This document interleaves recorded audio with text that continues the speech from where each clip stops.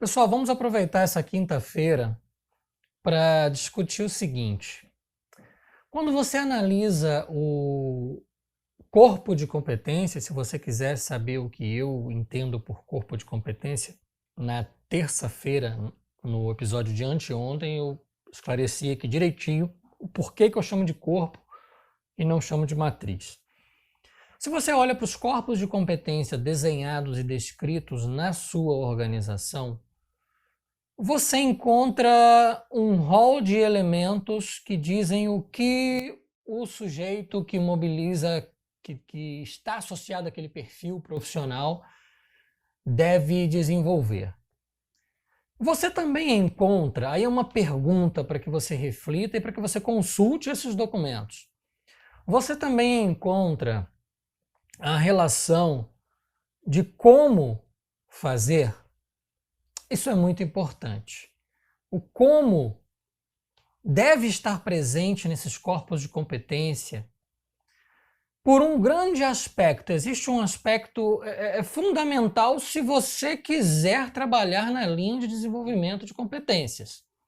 Se você quiser proporcionar momentos de aferição, tanto de redução dos gaps de competência, quanto de retorno sobre o investimento nas ações de desenvolvimento. Se você quiser fazer isso, você precisa de estabelecer os como. Porque esses como, eles podem ser traduzidos para itens de desempenho. Eu vou evitar falar padrão de desempenho, porque eu acho muito forte quando eu falo de gente no processo, falar de padrão. Então, assim, eu não acredito em padronização quando o recurso, entre aspas, é representado por pessoas. Vamos lá.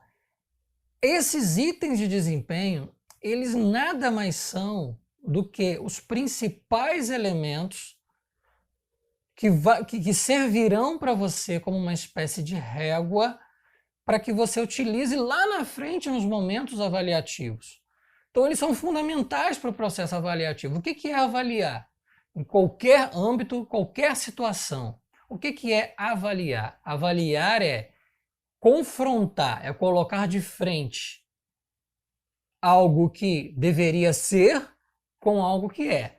Então, quando eu coloco algo que deveria ser contra algo que é, tem um delta. Sobra alguma coisa ali. Uma diferença existe. Uma diferença vai existir. Essa diferença é o resultado da avaliação. Quando a diferença é muito grande, a avaliação é ruim, é inversamente proporcional. Quando o resultado é muito pequeno, a avaliação é muito boa, porque o delta foi muito pequeno. Então você confrontou aquilo que deveria ser, que está representado no corpo de competência, ou deveria estar representado no corpo de competência, com aquilo que realmente é. Essa é a primeira reflexão. Quando você olha para o corpo de competência desenhado na sua instituição, você consegue perceber os fatores como? Ou você só percebe os fatores o quê? Não estou nem entrando naquela lógica dos porquês, que o porquê é muito maior que isso e vem muito antes disso.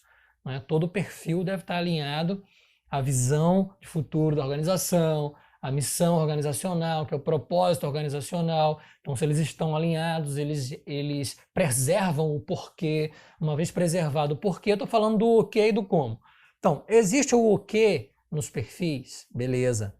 Mas existe o como? Se não existe, reflita sobre isso. Reflita nos ganhos que você terá em estabelecendo os como e reflita nos ganhos que você deixa de ter no seu processo avaliativo, porque você não disse lá atrás, lá no início, você não falou sobre os como fazer.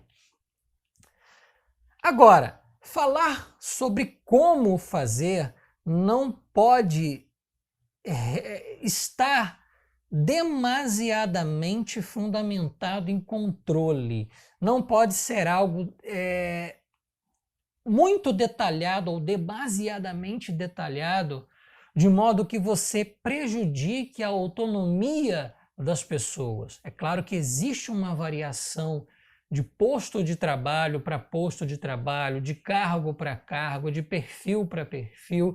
Existe essa variação. Mas o que eu quero dizer é o seguinte: quando você estabelece os como, cuide para que o seu material desenvolvido, cuide para que os seus corpos de competências desenvolvidos funcionem muito mais como um framework de trabalho do que como um processo metódico, do que como um processo de passo a passo. Ou seja, o que fazer está aqui, mas isso só pode ser feito dessa forma. Não é disso que eu estou falando, não estou falando de passo a passo, porque o passo a passo presume controle, controle presume ausência de autonomia, ausência de autonomia presume exclusão de profissionais de alto valor agregado que procuram autonomia, propósito e maestria. Então, minha gente, utilizem-se da competência de vocês enquanto gestores para que estabeleçam um caminho do meio. Em estabelecendo esse caminho do meio, você vai conseguir justamente equilibrar o como, você vai conseguir demonstrar o como sem limitar as maneiras de fazer. Então, o como ele tem que ser suficientemente bom para que preserve a condição de você avaliar o desempenho, que ele é a régua, mas ele deve ser também suficientemente bom para não restringir a autonomia. O equilíbrio você deve encontrar. Cada perfil é um perfil, cada cargo é um cargo, cada empresa é uma empresa, cada cultura organizacional é uma cultura organizacional. Cada empresa está fundamentada num modelo mais para projetizado, mais para... Conheça bem onde você está, conheça bem onde você está pisando e cuide desse caminho do meio. Esse é o momento, esse é o ponto de reflexão para que você contribua, mais uma vez, para o alcance da visão de futuro da sua organização. Um grande abraço e até o próximo vídeo que amanhã estará liberado para você. Até mais.